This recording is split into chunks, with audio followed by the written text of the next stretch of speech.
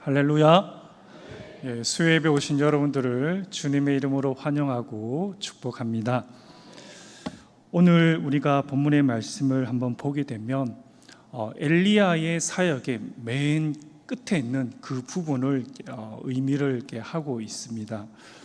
여러분 잘 알다시피 엘리야라고 딱 생각하면 뭐가 딱 이렇게 떠오릅니까? 제일 처음 떠오르는 그런 말은 어떻게 보면 명성을 얻은, 그렇죠? 영웅적인 명성을 얻은 엘리야라고 생각하는 사람도 있을 텐입니다. 또 그렇지 못한 분들도 있겠지만은 엘리야를 생각할 때 참 이렇게 탁월하다, 그 명성이 제일 먼저 이렇게 떠오르게 됩니다.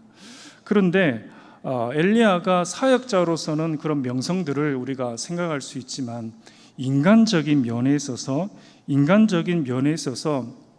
엘리야의 삶은 어떻게 보면 처절한 그런 삶을 이렇게 살아갔습니다. 오늘 본문에 있는 것처럼 열왕기상 17장에서 19장의 전반은 그가 갈멜산에서 승리를 하는 위대한 승리적인 그런 업적들을 우리가 보게 되고 또 부각을 시켜서 우리가 집중을 하게 됩니다. 하지만 엘리야는 이 삶이 있기 위해서 개인적인 고뇌와 또 내면적인 그런 고통들이 되게 많았고 또 어려운 믿음의 그런 순종을 이 엘리야가 줄기차게 이어가는 그런 삶을 우리는 결코 놓치지 말아야 된다라는 거죠. 그 명성에 묻혀서 그가 개인적으로 처절한 그런 삶을 살아간 그 삶의 흔적은 우리는 결코 놓치지 말아야 된다라는 겁니다. 엘리야가 처음 이렇게 등장하게 될 때 그 땅에 가뭄이 되게 심했습니다.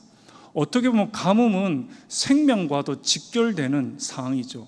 생명과도 직결이 된다라는 그 말은 참 민감하다라는 거죠. 민감하다는 것은 자칫 한마디를 하면 이게 폭발을 하는 그런 상황이다. 생명이 왔다 갔다라는 그런 상황이다라는 거죠. 그 극심한 가뭄 때에 이 엘리야가 등장을 하게 되는 거죠.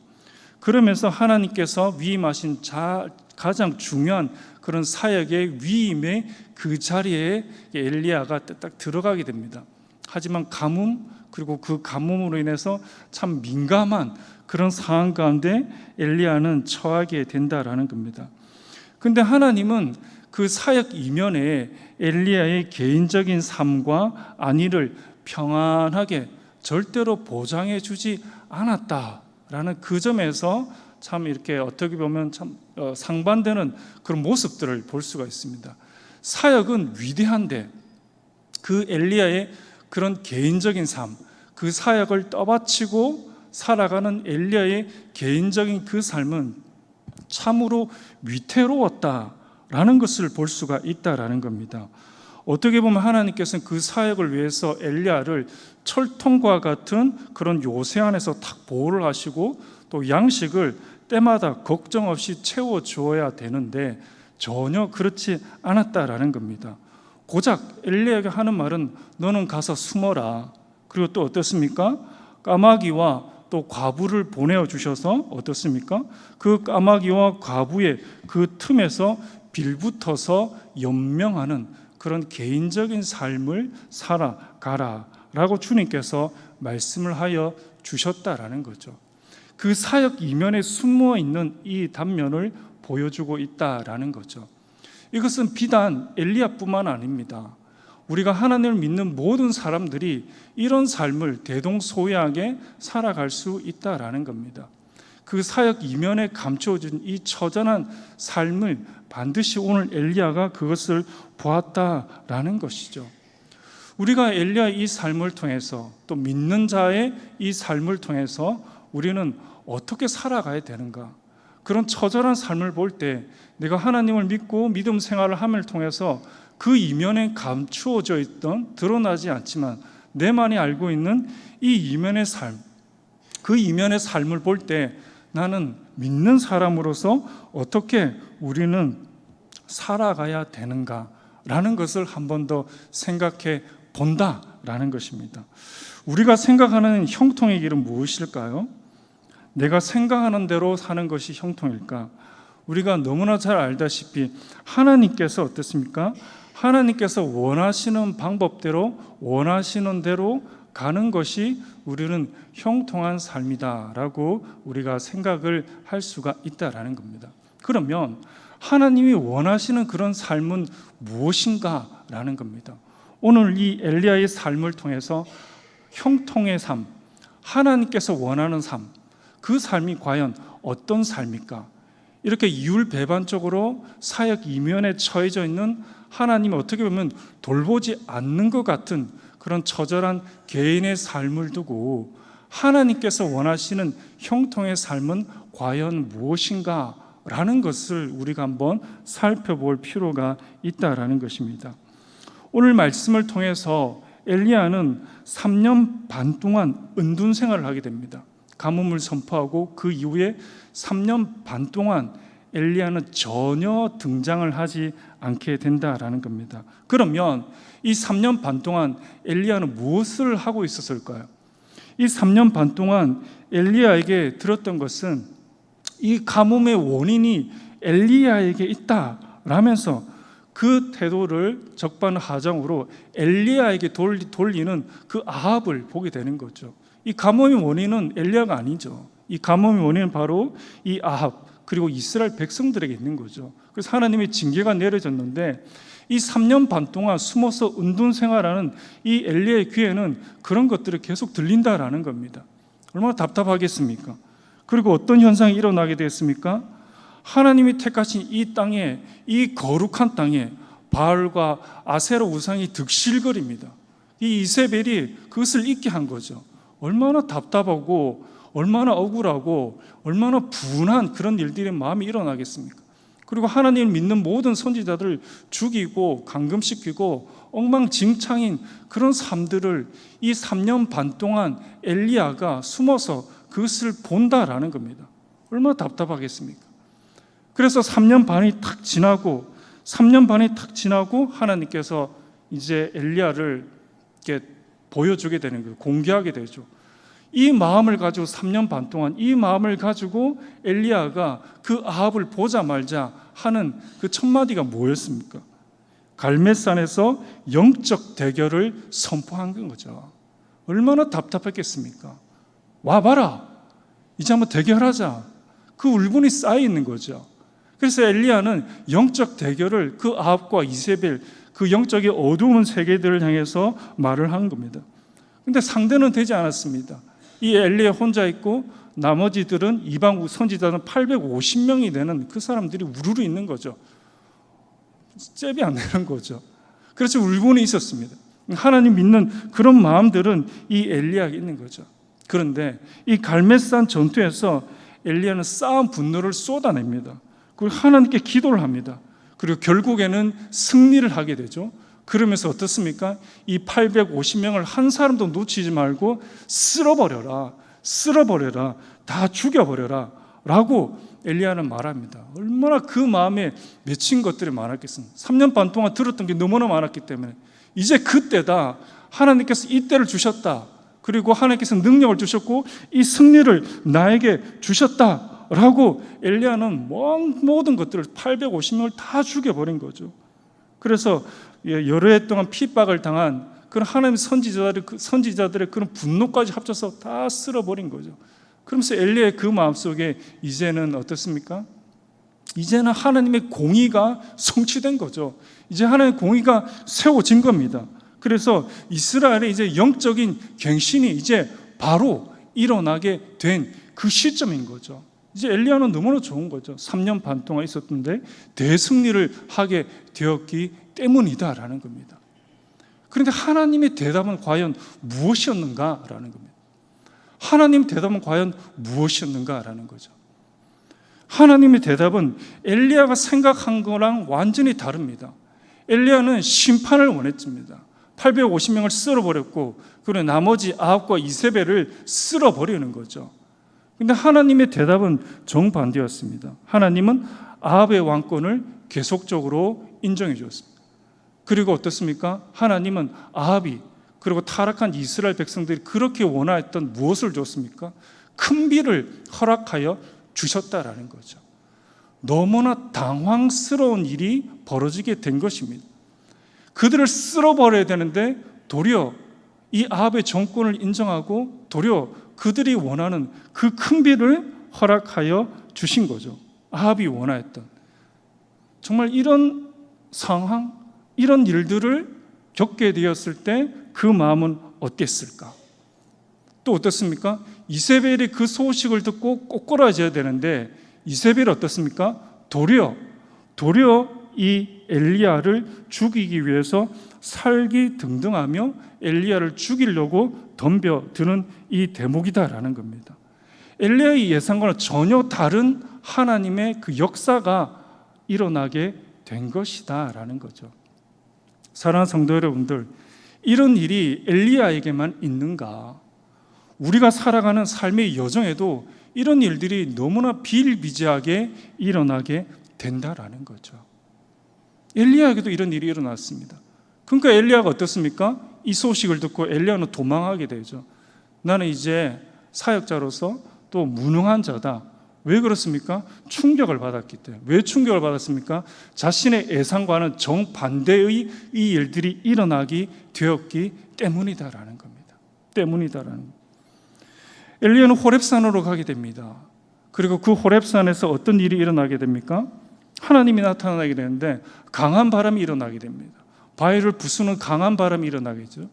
그 속에도 하나님이 없다라고 말했습니다. 다음에는 큰 지진이 일어나면 엄청난 지진이 일어나게 되죠. 그 속에도 하나님이 없습니다. 그리고 마지막 세 번째, 불 가운데 일어나게 됩니다.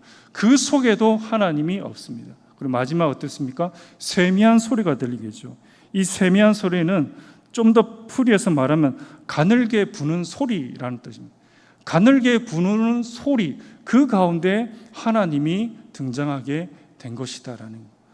어떻게 보면 세미한 음성, 가늘게 부는 소리, 이 소리는 어떻게 보면 엘리야와 같은 처지, 엘리야가 가지고 있는 그런 같은 심정일 것입니다. 연약함 가운데 있다가 없어지는 자신의 처지, 이 소리 가운데 하나님의 음성이 들렸습니다. 이 소리 가운데 함께 하시는 하나님의 역사를 본 것이죠. 하나님은 이 세미하게 부는 소리 가운데도, 가늘게 부는 이 인생의 소리 가운데도, 가늘게 꺾이는 나의 삶 가운데도, 죽기를 원하는 나의 삶 가운데도 하나님께서 함께 하시구나, 하나님께서 동행하시구나.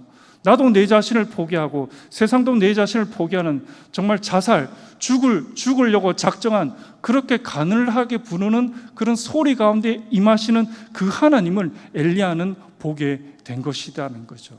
이런 상황 가운데도 하나님이 있구나라는 것을 엘리야는 보게 되었습니다. 그러면서 엘리야는 깨닫게 되었습니다. 바로 형통함은 무엇인가? 하나님과 함께하는 그런 삶들은 무엇인가? 바로 하나님의 그 주권의 섭리를 인정하는 그 순간이었다라는 겁니다. 엘리야는 모든 것들이 하나님이 보여준 그 능력을 통해서 자신이 계산한 그 방향대로 진행되기를 원했습니다. 하지만 하나님은 정반대의 결과를 뿌려주십니다. 그리고 하나님은 큰 바람, 그리고 지진, 그리고 큰 불 가운데도, 그 강함 속에도 하나님께서 나타나지 않았습니다. 자기 생각에는 불 가운데, 지진 가운데, 강한 것 가운데 하나님께서 임재하고 나타나야 되는데 그렇지 않았다라는 거죠. 모든 것들을 소탈하고 모든 것들을 통달하고 모든 것들을 내려놓은 그 상황 가운데, 정말 연약하기 짝이 없는 그 상황 가운데 하나님의 임재함을 보면서 자기의 생각과는 정반대되는 그런 하나님의 주권을 이 엘리야는 그 순간에 인정할 수밖에 없었다라는 거죠.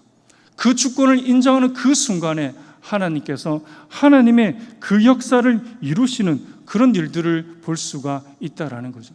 주권을 인정하는 그 순간에 자신이 아니고 하나님이 세우신 그 하나님의 심판의 도구를 주님께서 보여주시고, 또 하나님께서는 이 엘리야에게 자신이 기름 부음을 통해서 하나님의 그 역사를 진행시키는, 또한 엘리야에게 위로의 그런 메시지 또한 하나님께 주시는 그런 대목을 우리가 볼 수가 있다라는 것이죠. 사랑하는 성도 여러분들, 그 만사의 형통이 그냥 형통함으로 끝나는 것이 아니라 그 만사의 형통, 하나님과 함께하는 그 형통은 반드시 이 쓰디쓴 이 과정이 있었다라는 겁니다. 하나님께서 대선지자, 정말 명성이 있고 위대한 이 엘리야에게도 하나님의 주권대로 이루어진 이 주권을 하나님께서는 그 엘리야에게 보여주시기를 원하셨다라는 것을 우리가 볼 수가 있다라는 것이죠. 이 하나님의 주권은 여러분 섬기고 이 사역의 분량뿐만 아니라 우리가 살아가는 이 삶의 형태, 모든 삶의 반경 가운데 이 주권을 하나님께서는 여전히 우리들에게 보여주시기를 원하신다라는 겁니다. 이 엘리야의 뜻대로가 아니고 이 엘리야의 예상대로가 아니라 하나님의 주권이 엘리야야 먼저 선행되어야 된다.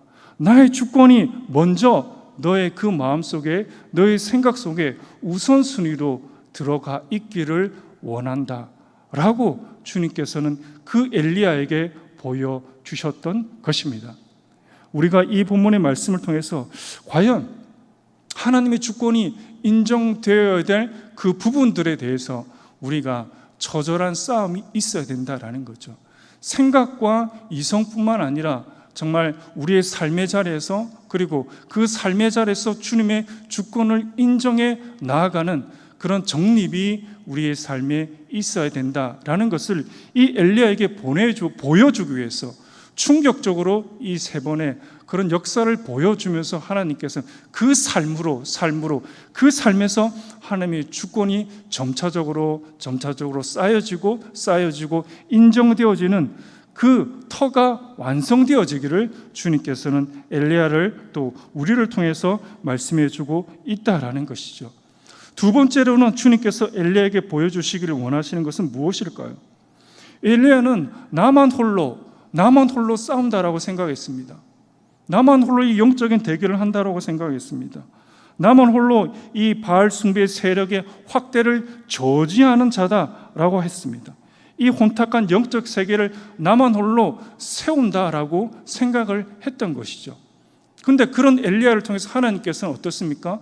바알에게 무릎을 꿇지 않는 몇 명요? 7,000명입니다. 7,000명. 상상이나 했겠습니까? 한두 명도 아니고 몇백 명도 아니고 7,000명이죠. 7,000명. 자신의 눈에는 전혀 보이지 않습니다. 자신의 눈에는 많아도 몇백 명인데, 근데 하나님은 7,000명이다 라고 엘리야에게 정확하게 말씀해 주는 거죠. 너무나 깜짝 놀랐던 거죠. 두 번째, 주님께서 이 엘리야에게 우리의 삶에 가르쳐 주기를 원하는 것은 엘리야는 하나님의 그 예비하심을 깨닫기를 원했다라는 거죠. 내 혼자 살아, 내 혼자 이 모든 것들을 버티고 있다, 내 혼자라는 그런 영웅 심리 가운데 갇혀있는 이 엘리야를 향해서 그것이 아니다, 하나님의 예비하심을 보아라, 너 혼자 아니고 7,000명이다 라는 이 충격요법을 사용해 주신 거죠. 너희 영웅 노릇을 내려놓고 내가 예비하심에 대해서 눈을 떠라 라고 엘리야에게 이렇게 말씀을 하고 있다라는 겁니다. 그러면서 엘리야가 어떻습니까? 이 7,000명뿐만 아니라 이 이스라엘을 패역한 이스라엘을 무너뜨리기 위해서 아람에 있는 하사엘에게 그것도 보여주죠. 이 이스라엘의 죄악을 무너뜨리기 위해서 그 아람에 있는 하사엘에게 기름을 부어서 하사엘이 이스라엘을 칠 수 있도록 해라. 또 이 아람 왕 정말 패악한 이 아합을 죽이기 위해서 에후를 또 들어쓰게 되고, 또 자신의 이 영적인 그 대를 잇기 위해서 또 엘리사를 잇게 하는 그런 일들 가운데 있게 한다라는 거죠. 이처럼 하나님은 이 엘리야가 상상이나 했겠습니까? 자신 혼자 이 이스라엘을, 자신 혼자 이 아합을, 자신 혼자 내 뒤에 어떤 사람을, 너무 벅차다라는 거죠. 또 내 위에 다른 사람이 있을까? 상상도 못했죠.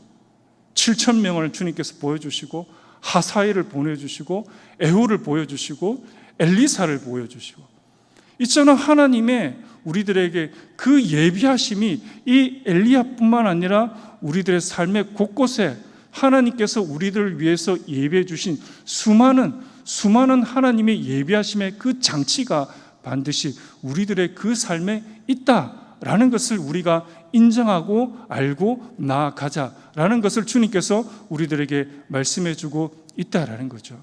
사랑하는 성도 여러분들, 막막한 그 상황 가운데 하나님의 주권이 문제를 해결해 주실 것이고, 막막하고 답답한 그 상황 가운데 하나님의 예비하심이 있음을 이 엘리야를 통해서 눈을 열어주신 것처럼 우리들의 삶에도 이 말씀을 통해서 주님께서 예비해 두신 이 7,000명과 하사엘과 에후와 그 엘리사가 있음을 우리는 인정을 해야 된다라는 것입니다. 그것이 바로 믿음으로 돌파하는 그 삶으로 가는 그 삶의 패턴이다라고 주님께서 우리들에게 말씀해 주고 있다라는 것이죠. 상황은 우리에게 펼쳐진 이 상황만 우리 마음에 들이차는 것이 아니고, 그 상황이 있을 때 그 상황으로 해결하는 것은 한계점이 있습니다. 하지만 그 상황 가운데 주님의 주권을 인정하고 그 상황 가운데 하나님의 그 예비하심을 통해서 우리가 그 상황을 돌파한다면 충분한 가능성이 있음을 주님께서는 우리들에게 정확하게 표현해 주고 있다라는 것을 보여주고 있다라는 것입니다. 마지막으로 주님께서 우리들에게 보여주는 것은 무엇일까요? 이 엘리야는 어떻습니까? 이 엘리야는 그 이후에 하사엘에게, 에후에게, 엘리사에게 기름을 붓게 됩니다. 이 엘리야는 자신의 그 한계를 인정을 했습니다. 자신이 혼자 다 하는 것이 아니고 자신이 주님께서 허락하신 그 지점까지를 충분히 알고 욕심내지 않고 하나님께서 보여주시고 하나님께 주시는 그 분량대로 만족을 했고 더 나아가지 않았습니다. 혼자 자신이 이 나라의 죄악을 심판하고 또 아합을 죽이려고 하고 이 엘리사를 뛰어넘어서 자신이 100년, 만년 자신이 하는 것이 아니고 딱 절제를 가지고 마음을 가지고 주님께서 불러주신 그 분량까지 내가 최선을 다하겠다라는 자신이 가지고 있는 그 한계를 이 엘리야는 욕심을 버리면서 인정을 한 그 대목을 우리가 이 기름 부음을 통해서 보여주고 있다라는 것이죠. 욕심을 거두고 하나님께서 해주신, 하나님께 보여주신 그 자리까지 가겠다라고 이 엘리야는 생각을 했다라는 것입니다. 사랑하는 성도 여러분들, 자족할 줄을 알아야 된다라는 것이죠. 더 이런 것은 하나님의 역사를 가로막는 것이다라는 것이죠. 하나님께서 하시는, 하나님께 부르시는 그 지점까지 내가 나아가겠다. 그것이 바로 하나님께서 우리에게 보여주신 그 형통이다라는 것을 오늘 말씀을 통해서 주님께서는 우리들에게 보여주고 있다라는 것이죠. 엘리야는 그 한계를 통해서, 그 한계를 정함을 통해서 그 한계에 갇혀 있지 않았습니다. 그 한계로 끝날 것 같지만 그 한계로 이 엘리야는 끝나지 않았다라는 것입니다. 이후의 역사를 보면 엘리야는 그 한계를 정한 그 이후의 역사를 보면 엘리야를 통해서 무명의 여러 선지자들이 활동이 일어나게 됩니다. 그 무명의 여러 선지자들은 가감없이 왕 앞에 가서 직언을 하게 됩니다. 여호와의 말씀을 전하게 됩니다. 그리고 어떻습니까? 엘리야가 승천할 그쯤에서 주요 도시마다 어떤 사람이 일어나게 되었습니까? 가는 곳마다 선지자 생도들이 있었는데 그 선지자 생도들은 하나님의 그 앞일, 미래의 그 일을 예견하고 밝히 보여주는 깨어있는 영적인 동력자들이 엄청나게 많이 생겨나게 되었다라는 것입니다. 그것을 볼 수가 있다는 거죠. 한계를 정했지만 그 한계로 묻혀지는 것이 아니라 그 한계 정함을 통해서 하나님의 그 위의 역사가 엄청나게 많이 일어나게 됨을 볼 수가 있습니다. 자신의 역량을 뛰어넘는 그 일들이 일어나게 되는 거죠. 뿐만 아니라 자신의 하는 일에 갑절을 행하겠다는 그 포부를 밝힌 그런 엘리사, 그 후계자도 생겨나게 된 것을 볼 수가 있다라는 것입니다. 한계를 정할 때 한계로 끝나지 않다. 하나님께서 더 큰 그 역사를 일으키는 그 겸손한 마음 가운데 부어주시는 하나님의 그 능력이 반드시 있음을 우리가 볼 수가 있다라는 것입니다. 엘리야가 자신을 포기하고 하나님 말씀에 순종한 결과 또는 어떻습니까? 영광스러운 승천까지 주님께서 이 엘리야에게 보여주는 것을 또한 우리가 볼 수가 있다라는 것이죠. 죽음을 보지 않고 하늘로 들림을 받은 이 에녹과 이 엘리야, 하나님께서 정말 어떻게 보면 인정하시는 그 멋진 그 모습을 우리가 오늘 본문의 말씀에서 우리는 볼 수가 있다라는 것입니다. 사랑하는 성도 여러분들, 욕심을 버리고 그 욕심이 우리를 살지우게 하는 것이 아니고, 그 욕심이 우리를 거대하게 만드는 것이 아니고, 그 욕심이 우리를 살게 만드는 것이 아니고, 하나님의 주신 그 한계 가운데 순종함을 통해서 하나님께서 부어주시는 그 역사가 반드시 있음을 우리가 볼 수가 있다라는 것입니다. 하나님이 원하시는 사람은 어떤 모습을 보여줄까요? 하나님의 주권을 알고 그에게 순종하는 자, 그의 의지나 능력이 아니라 하나님의 계획과 일하심에 자기 생각을 굴복시키는 자, 심판자가 되기를 포기하고 하나님의 심판을 인정하는 자, 혼자 싸우는 것을 포기하고 어떤 상황 속에서도 하나님의 예비하심을 믿는 믿음의 눈을 가진 자, 이 사람을 하나님께서 원하고 있다라는 것을 우리가 볼 수가 있다라는 것입니다. 사랑하는 성도 여러분들, 오늘 우리가 이 엘리야의 이 모습을 통해서 어떻게 하나님과 형통하는 것인가 라는 것을 보게 되었습니다. 어떤 상황 속에도 정말 이론이 아니라 하나님의 주권을 인정함을 통해서, 그 주권을 통해서 발현되는 하나님의 그 역사를 이 엘리야가 체험한 것처럼, 동일하게 우리들의 그 삶에도 하나님의 주권을 인정함을 통해서 하나님께 우리 삶을 어떻게 만지시는가라는 것을 우리가 경험해보는 그 역사를 오늘 본문의 말씀에서는 우리들에게 하여 주고 있으며, 어떠한 암울한, 어떠한 어둠, 어떤 우리 마음을 답답하게 하는 그 상황 가운데도 반드시 하나님의 그 예비하심이 있다. 그 엘리야가 어떻게 7,000명이 있는지를 알았겠습니까? 엘리야가 어떻게 하나님의 그 대를 이어서 하사엘과 에후가 있을 줄 알았겠습니까? 하나님의 임하심은, 하나님의 예비하심은 이렇게 다양하고 또 어떻게 보면 정확하고 우리의 그 상황에 맞게 하나님께서 보여주시는 그 적재적소의 하나님의 그 역사하심을 우리가 볼 수가 있다라는 것입니다. 마지막으로 여러분들이 살아갈 때 정말 한계를 알고 그 한계 가운데 자족하며 하나님의 그 역사하심을 보고 나아갈 때, 오늘 이 엘리야가 임하였던 그 환경은 첨예하고 힘들고 자신의 생명이 위협을 당하고 또 3년 반 동안 억울하게 은둔생활을 했지만, 엘리야의 이 인생은 정말 잊혀진 인생이 아니라 하나님과 함께 동행하는 그런 삶으로 승화되는 그 점을 우리가 볼 수가 있다라는 것입니다. 사랑하는 성도 여러분들, 이 말씀을 통해서 우리들의 그 삶도 정말 이 말씀을 대입함을 통해서 하나님께서 어떠한 역사가 여러분들의 그 삶에 있는지를 우리가 보고 목도하고 또 경험하는 그런 복된 삶들이 다 되시기를 간절히 바랍니다.